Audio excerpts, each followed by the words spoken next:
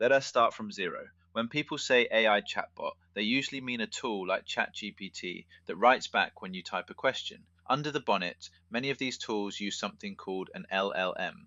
That stands for Large Language Model. Big name, simple idea. It has read a huge amount of text during training, so it has learned patterns in language. When you type a sentence, it does not copy a page from a secret answer book. It breaks your words into small chunks called tokens, looks at the words around them, and predicts what should come next. One prediction becomes the next word, then the next, then the next. That is how a full answer appears. Here is the key. It is very good at sounding confident, but confident is not the same as correct. So the beginner rule is this: use AI to draft, explain, compare, and brainstorm, but when facts matter, check them. In plain English, an AI chatbot is a powerful prediction machine for language. Once you understand that, the rest of AI becomes much less mysterious.